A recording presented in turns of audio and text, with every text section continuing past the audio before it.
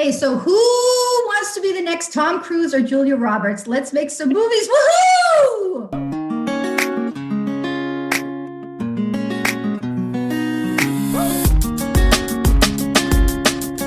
Hey, what's up, financial advisors? It's your girl, Sarah, and welcome back to my show. On this podcast, we discuss financial advisor lead generation and marketing topics. I am a CFA charter holder, and I used to be a financial advisor, and I am a badass and the best, and I'm better than the rest, so forget about them. Hallelujah, amen.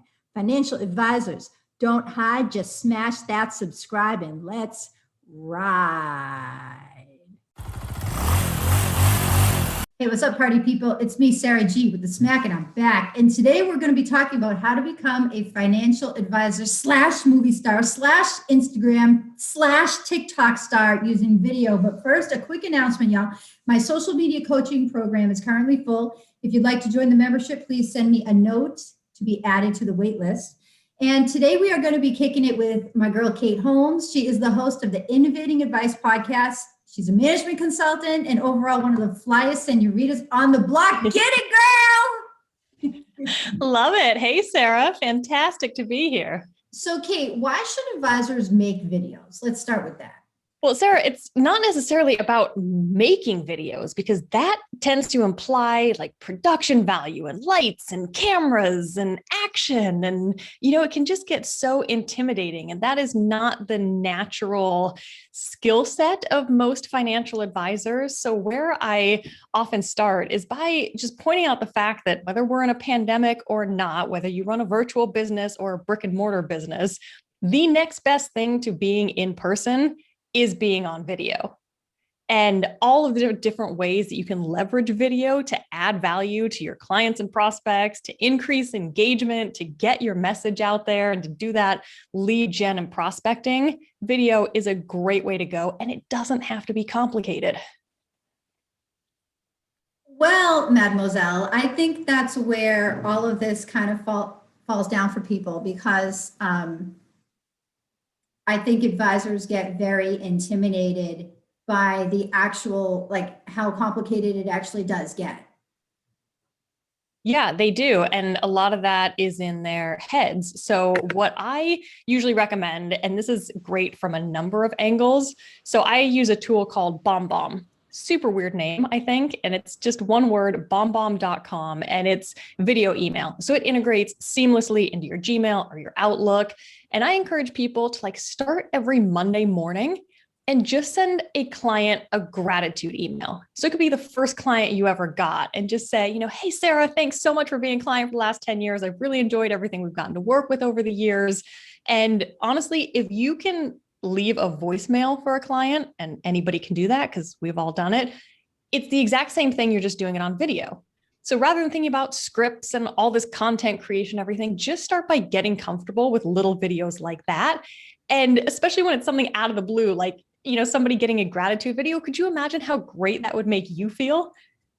And so it just deepens that client connection. And then that's something that they might even share with their family or friends. Be like, oh my gosh, look how great my advisor is. They just out of the blue sent this to me. They didn't even know I was having a crappy day. They just made my day.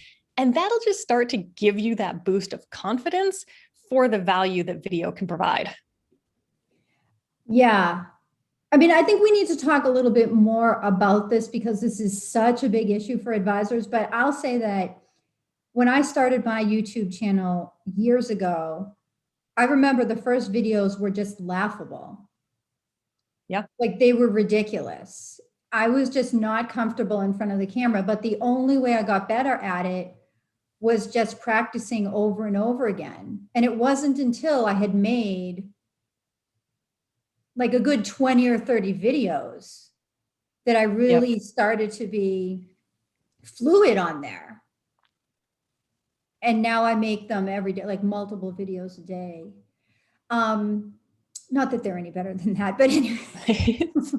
But that just highlights, it's like with everything, it takes practice. Nobody is just instantly good at anything. If you want to go be on the golf course, that's going to take practice. If you want to become a financial advisor and learn how all that works, or a CFP professional, that takes practice. And somehow we think like, oh, if I don't know how to do video off the bat, then I just shouldn't do it. So it's about practice. And that's why I like helping people kind of start with those really simple things. Because not only does that give you practice, but it builds your confidence to be like, okay, yeah, like I can be myself. And we sometimes forget, I think, that everybody is human. We're all on the same level, and your clients are human and your prospects are human. And we like connecting on that human level. So you can be yourself. You can have, kids running in the background or coming in to, give a wave and say happy birthday to one of your clients on a video. That adds so much. And the people that receive that, it just brightens their day. I love sending these videos. I started sending happy birthday videos to all my family and friends like a year and a half ago. Nobody gets a happy birthday video. It doesn't cost anything. It doesn't take any longer than a voicemail. And people are like, man, that was awesome. And they get to see your expression. And you can't get that no matter how many emojis and exclamation points you use in a handwritten card or in an email. Yeah, I totally agree with you. A lot of times people actually will make comments about what a war zone it is that I'm filming from, because like when my kids are here, I have to film sometimes from my kids' bedroom because they'll be in the living room doing their virtual schooling now during the pandemic. So sometimes people will make comments, but you know what? If you're any of those people that made those comments, then you know what? Because you're not down with the movement here of the Sarah Grillo craziness. You know what? That's the tip of the iceberg, y'all. Okay. Yeah. You gotta be crazy to be on this ride, and starting with the videos. But it's funny because when I first started my YouTube channel, I just literally was making videos when my kids were taking their naps, because I quit my job as financial advisor and I had 2 babies under 2 years old. That was when I only had 2. Now I have 4. But I would sit there in my living room when they were on their nap, and it looked like I was chaping from a refugee camp. Okay. I'm sitting there and I've got mom clothes, nothing desirable really to the audience. But I'm just making this awesome, genuine content about here's how I passed the CFA exam. I think those were my first videos, and people just loved it because I was genuine. I wasn't trying to sell anything. I was just really trying to help people. And it was just the fact that it wasn't super produced made it be like they were sitting there in my living room with me. And that's what everybody used to say about my videos. But then over the summer, I hired this consultant to help me get better views or whatever on YouTube. And by that point I had quite a few followers. I had 7,000 followers. And I would start making these videos in accordance with production guidelines, and you have to have an intro and a script and this and that. And people were like, Sarah, bring back the disorganized video. Yeah. They were like, why'd you change that? We love the craziness. Well, that's the thing, is you're authentically you, and whatever that means for every single person, ideally, whoever your niche or target market is should relate to who you are authentically. So I love that you were like, hey, I'm not going to listen to those people who are do the intros and do all this fancy stuff. I buck a lot of that too. So I'm like, look, one of the questions we got when we sort of posed this on social media over the weekend was, should you do those intros? I have zero attention span, and I know a lot of other people do as well. It's actually why I got a degree in photography and not business, because the idea of sitting there listening to a lecturer for hours on end is unbearable to me. And when I come across videos sometimes that have, even if it's a 5-second intro, I'll skip over it. 5 seconds sometimes feels like going back to dial-up internet when a web page isn't loading, and 3 seconds feels like an eternity. I'm like, just get to the content. Don't make me go through all of these hoops. So being yourself, you're going to attract other people that want that. And guess what? You're going to detract the people that don't. And that's perfectly fine. Yeah. So let's get actually into some of those questions. So how long should a video be? The shorter, the better. So I think it was 2019, something like 56% of videos watched on the internet were under 2 minutes. And that goes back to that attention span. And advisors and humans in general have a tendency to ramble on and on and on. And with people with low attention spans, they're just not going to listen to that. So it forces you to keep your message short and sweet. And I really also like that for advisors because you tend to be talking about such complicated things that if you think, hey, I'm going to have a 10-minute video, you can cover so much in 10 minutes that people are beyond overwhelmed. They leave more confused than they started. So if you have 10 minutes of content, I recommend breaking that up into 5 2-minute videos or even 10 1-minute videos. And that forces you to think, how can I simplify this as much as possible? Because you can get a lot of information into just a minute. But then you get into the complication of the different platforms. So Facebook is like, they won't show any videos that are less than 3 minutes. It's like, okay, I've got to do that. But then you get on Twitter and Twitter won't show any videos longer than 2 minutes. So it becomes this insane game. And that's when you get into focus. Really, ideally, you're going to have one main platform. So if you're a massive Twitter user, great. Do that, sub 2-minute video, get it on Twitter. If all of your audience is on Facebook and you've built up a big following there, great. Do 3-minute and 8-second videos. And then otherwise, you can stick them on LinkedIn. Yeah, I would also add there are some folks that want to become YouTube influencers. And the way that YouTube works is they go by just watch time. Yep. So if you have a longer video that people aren't watching, it's, some people say, oh, well, I'm just going to make a longer video then for YouTube and stuff it with keywords. But that doesn't work because if people don't watch the entire video, then it's like if you have a 10-minute video and people watch 1 minute of it, that's not any better than having a 2-minute video that people stay the duration of. It's going to work out much better for you because they are really just looking at the watch time. And that's really what you have to focus on. I think the thing that people don't understand about video is that, first of all, in the feed, like in the news feeds, in Facebook, actually Twitter too, like Twitter, Facebook, LinkedIn, when the videos show up in the feed, you're essentially competing. Your video is competing with text only postings. And so the first thing is it's a lot harder for people to want to sit and watch the video. So you have to make it compelling in the first 3 seconds. Yep. And then the second thing, and then the second thing is people vastly underestimate how hard it really is to get people to sit and watch the video, to actually sit through the video. So we could get into different techniques for that if you want, but I'm talking and it looks like you have something to say. Well, on that note of, you mentioned the first 3 seconds, that's why sometimes having those intros where you have like a really cool look at my logo and everything, that's when I'm like, okay, 3 seconds has passed and I've scrolled on, because you didn't just get right into the content and do something that grabs attention. It can be really good from a branding perspective, but you can also just use a little bit of editing and just put your name and company in the bottom corner, in text, or have your logo in one of the corners. You can do other things for branding to make sure that you stay top of mind. And like, all of your videos, you're like, hey, it's Sarah G. You're reinforcing who you are. And it's great to start every video. And I hilariously break my own rule all the time, but, say, hey, it's Kate Holmes and chatting to you about whatever today, but you want to make sure you're capturing people's attention. And on that note of like videos on social media, always upload them natively. Don't link to a YouTube, don't link to a Vimeo, don't link anywhere else, because the algorithms not only don't like that, they're just not going to show it as much because they don't want you taking people away from their platform.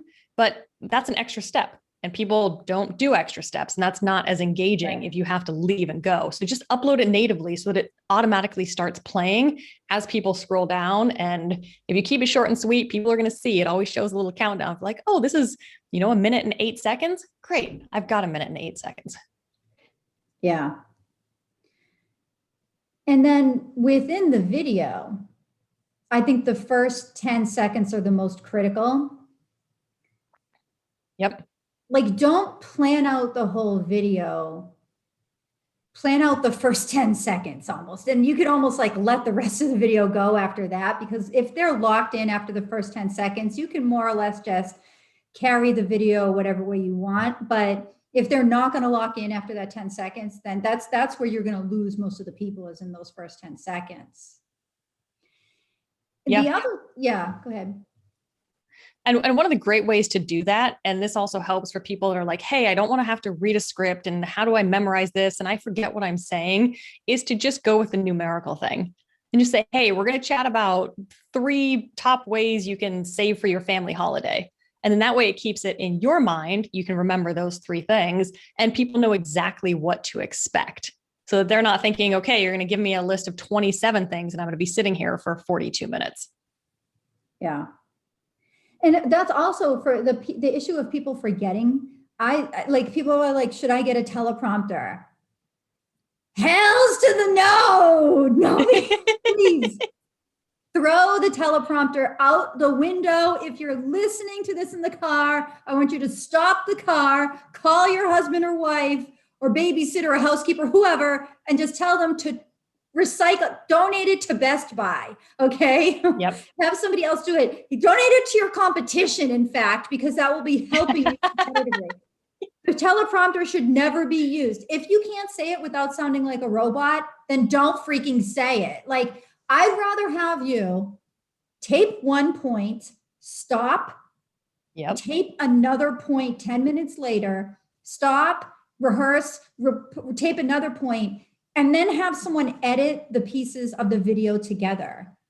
No teleprompter, yep. Y'all. Yeah, totally agree. The idea of sitting there listening to people just reading things, you're not even going to keep people's attention for 5 seconds. You can tell instantly. And the thing is, it's not you. It's not who you are. So when you think about, okay, what content am I going to do, to put on my website, to put on social media, always start with, what are the questions you've answered 1,000 times?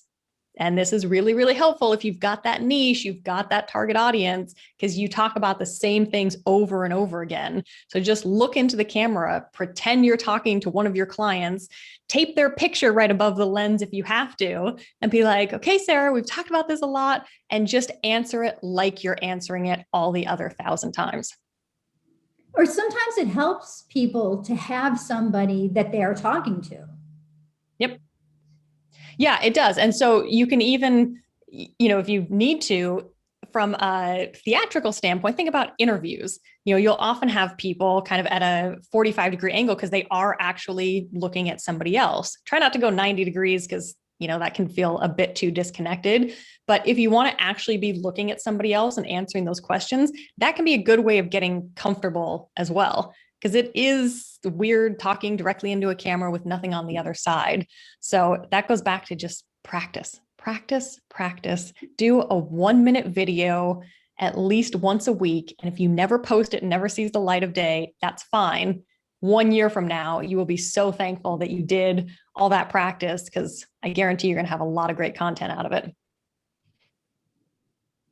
Yeah. So let's get a little bit more into the technicals of it here. So how do you edit videos? I do everything in iMovie. So, that's one of those things where it's not hard. I think the idea of editing, and we picture, huge movie productions and complex software and everything, it is ridiculously easy, and loads of people already have iMovie. So I'll actually be doing a short, probably 2-minute video on how do you edit in iMovie. And it goes to exactly what you were saying. Say one point and then hit pause, and then record your next point, and you can cut it together super well. And in fact, having some of those jump cuts can actually make it a little more visually appealing and give it a little bit more energy, rather than sometimes one long continuous cut. While it can be great to be a one-take wonder, it can get a little bit stale just looking at one thing. Okay, so yeah, a lot of technical things here, Kate, that you've just kind of mentioned. So first of all, what is iMovie?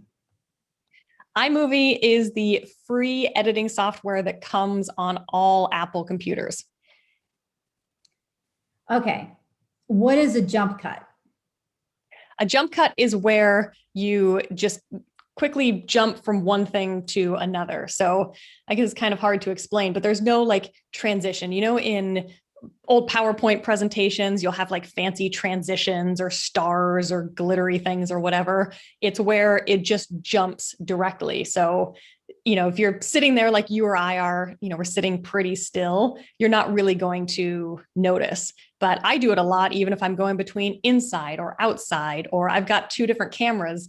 Actually, I've got three different cameras sitting here for the videos that I produce. So it just makes it, you literally just quickly jump to the next thing. But it's not jarring. I think it sounds a bit more jarring than it is. If you watch any of my videos, you'll see.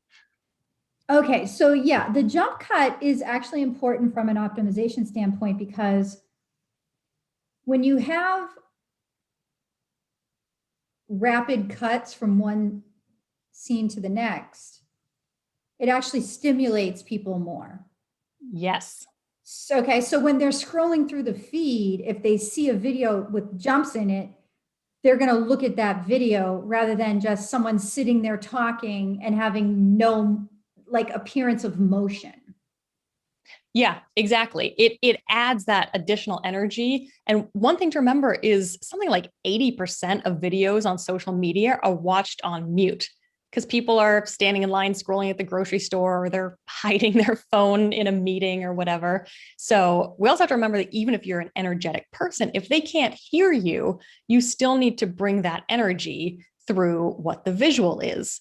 So I did a couple of videos just today where I think I said 3 words in each of them and then jumped to a totally different angle for like 4 words and then jumped right back. So that way in the first, 4 seconds, you're just getting that quick movement and a bit of change of angle and everything. But you can do that in a lot of different easy ways, thankfully. Right.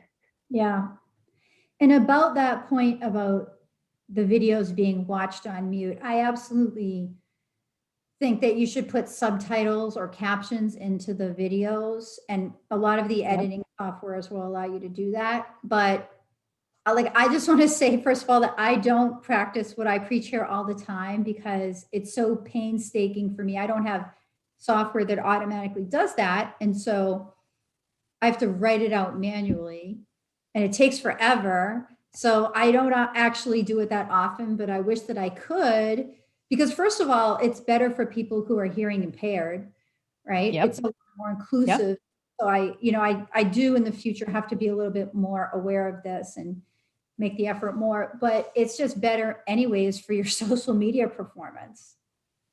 It is. And there is a great tool that I use. It's called Descript, just Descript,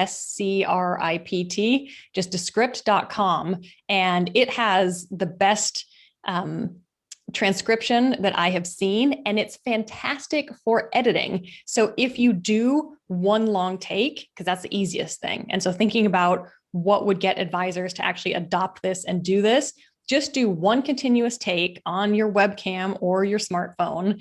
And if you stumble, that's perfectly fine. You can even say, crap, I just really screwed it up. Pick up where you left off. And if you upload it to Descript, it takes honestly like a minute to transcribe. And then where you say you screwed up, it's like a Word document. You can actually delete the words where you stumble.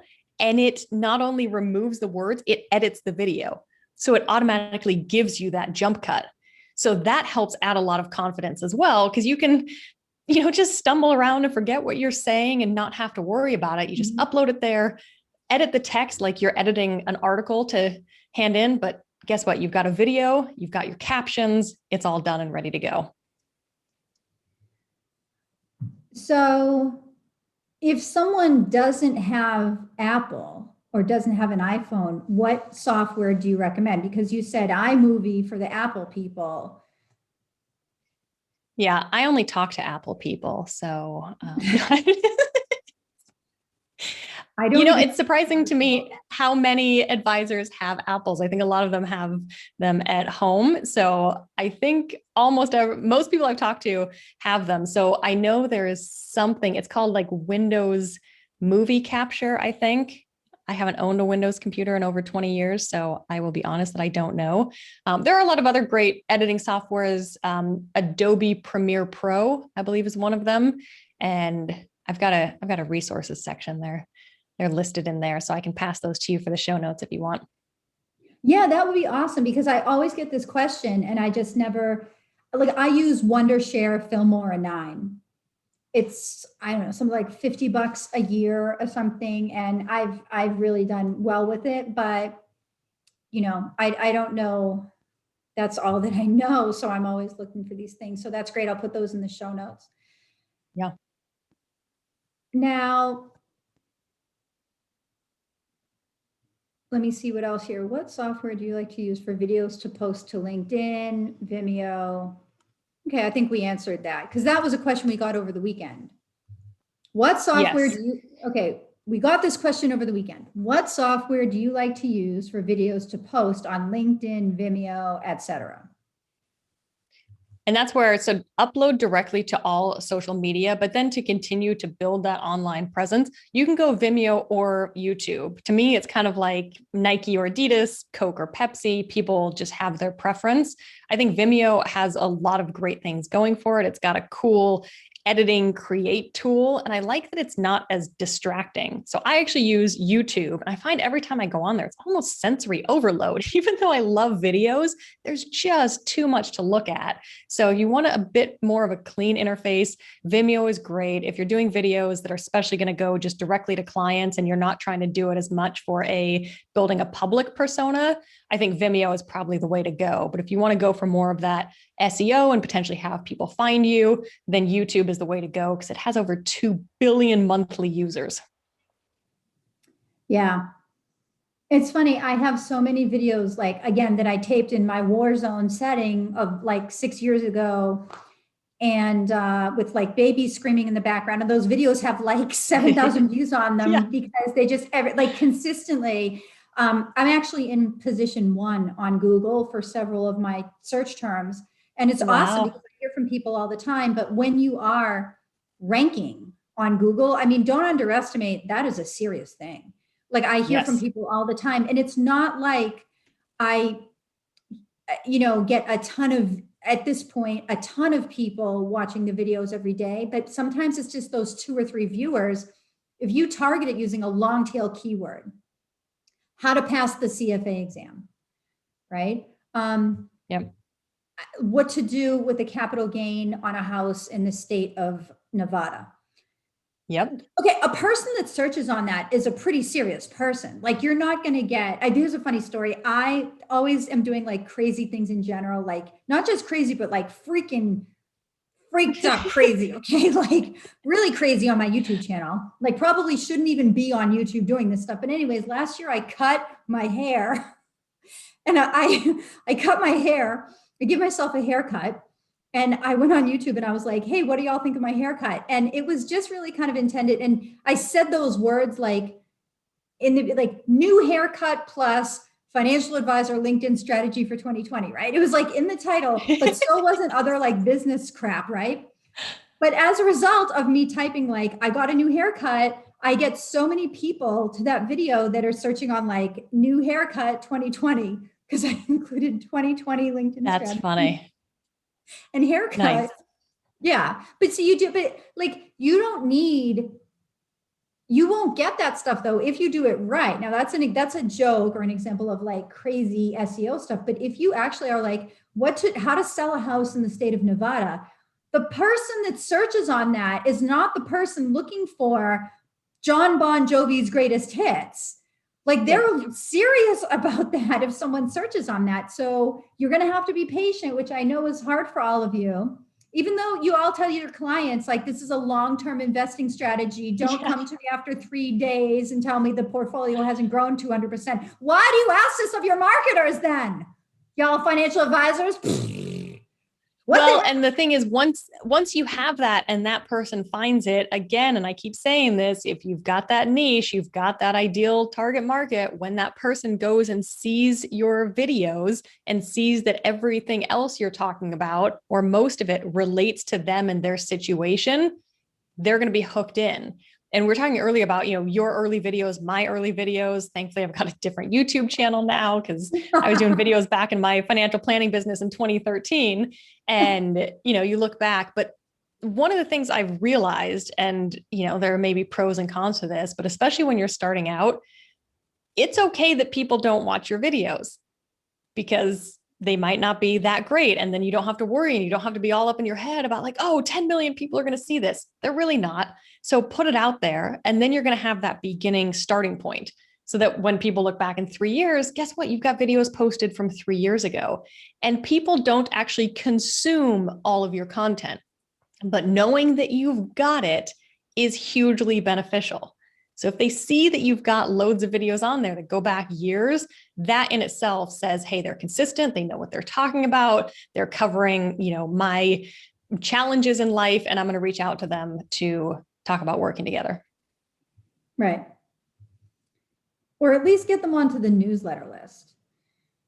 Yes. Like a lot of times people, the other thing, this expectation financial advisors have that like, well, somebody saw I have 50 views on this video. Why didn't anybody reach out to me? Because they don't know you, because they don't know if you're some scammer that's going to steal their life savings and steal their social security number and ruin their life, maybe because you're a professional financial advisor, not selling widgets. Well, and if you don't have a call to action, that's another big one. Have one single clear call to action and make sure that your presence and your messaging is consistent across the internet. So I've seen some people with like really great, interesting videos, and then I go to their website and their website is very, static and sterile and traditional. And I'm like, well, that doesn't jive. I was like, is this two different people? I don't know what's going on here.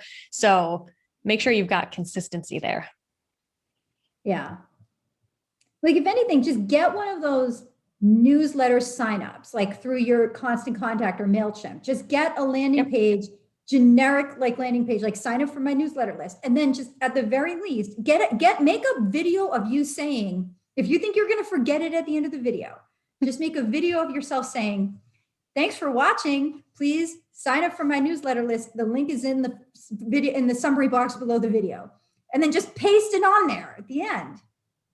On every single one. Yep. And then just have that link because people also, if you don't tell them what to do, people are busy. They've got 101 things going on in their brain, and people like free content. So they might just watch and go, oh, wow, that was really nice that Sarah did that. Okay, now I'm going to go to the store and get some groceries, right? Like you have to remind them, okay, now stop. And if you want valuable future videos like this sent directly to your inbox, sign up below.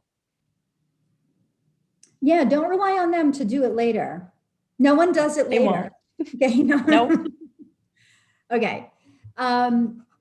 So I think we've covered a lot of these questions here, Senorita. Just basically subtitle best practices to get the attention of scrollers. Do it. Make sure you've got those. Did we talk about that? Make sure you've got the captions on there. Yeah. So that's what I use Descript for. So I originally did it because I knew most people watch videos on mute, and absolutely as an inclusion thing. And that's why I include transcripts for my podcast, is to make sure that it's inclusive to people with all different abilities. So have those captions on there. Descript is a great way to go. There are loads of great transcription software out there that thankfully is very easy to use. It's been the wonderful thing about how technology has evolved over the last couple of years, is it's easier and easier to use, and it costs less and less money than it did a few years ago. So another question here, because I got to go get my kids from the bus in a few minutes. Is iMovie enough to buy ScreenFlow or a different upgrade? Is iMovie enough or buy ScreenFlow? Sorry. Yeah, iMovie is enough. So I do all of my editing in iMovie and then export that and put it into Descript for the captions. So that's my flow. Is I often record in a lot of different chunks, especially when I'm doing different locations and whatnot, drop all that into iMovie, quick and easy to edit there, export it, put it into Descript. It sounds long, but honestly, I produced a 6-minute video yesterday that I think took me, 40 minutes from beginning of filming to upload. Okay. Why is it that some firms do not allow their advisors to use videos? Oh, this is one that I can get a little bit passionate about. Look, firms are in a tough position. Compliance is doing the best they can. They're in a tough position. And a lot of people just see it as another way of, potentially letting people run loose. So that's also why I really like starting with those videos that are exactly the same as leaving a voicemail, because compliance is not over your shoulder or reviewing a voicemail that you left. So if you can start to get them to, just accept that you can do those quick video emails and know that they're archived, they're saved in there, they're not going anywhere, then you can slowly expand into other things. So once advisors start creating those short 1 to 2 minute videos, I usually recommend they actually create them and then send them to compliance. Because once it's done and compliance sees that you're not out there giving advice to buy Tesla stock, then it'll be easier for them to approve. And it's 1 to 2 minutes. It's not going to take that long. Yeah. Okay. So I actually would just add to that sometimes firms just don't understand how to archive videos appropriately. A lot of them don't understand YouTube about, all the different components that you need to save and archive and how to download them from YouTube, et cetera, that you could turn comments off on YouTube, et cetera. So sometimes education may help. I always tell people that are my clients or that are in my membership, like, I will absolutely advocate for you. If you want to put me in touch with your compliance officer, I know the crazy hair and stuff. Like I actually act like normal when I'm in a professional conversation, a serious conversation, especially with a compliance officer. Okay, so don't worry about that. But I do think that if enough advisors came forward and said, here are these, I would like you to speak with this consultant, which could give you recommendations, or my consultant wrote an email, please consider this. If enough advisors did that, I think things would eventually change. Yeah, absolutely. And when you're doing these, little video emails, your email should all be completely backed up and compliance. And so those are embedded into the email. So they're automatically going to be archived. Right. Okay, homegirl, I think I get a wrap here and go grab my kids. So I always like to end with something fun and memorable. So I'll just leave it at that. How do you want to end with something fun and memorable? Something fun and memorable. I wish I was outside of my backyard where we've got turtles that swim around all day long, and we've got an adorable little gator that we've named Gerard. So that would be most fun and memorable, I think. But in light of that, can we leave people with that visual? It's going to be an alligator one day. Like, aren't you scared? What are you going to do? Do you have to take it to the zoo or something? No, I hope he stays as small as he is. I don't know if he gets bigger. I don't know how old he is, but he's adorable for now. God. He's you can't live like this. But when he gets bigger, you have to tell his mother or something that they have to move. You cannot. Okay, keep me posted on the video series. I will. My backyard alligator. Safety concerns like this. Now that will get views on YouTube. 100% that will get views. Okay. So homegirl, how can people reach you? You can go to my website and see a lot of fun ways that I leverage video in my business. So it's innovatingadvice.com, and you'll see videos all over the place. I've got interactive videos, and I always recommend advisors do this as well, especially RIAs and the boutique firms. And I do run a video creation masterclass that starts with a new cohort the first of every month. So if you're thinking you'd like to get into this, but you could use a little structure, that is a great way to go. Okay. Awesome. Well, hey, thanks for being a great guest. And everybody, I'd love for you to please subscribe, rate, and review this show.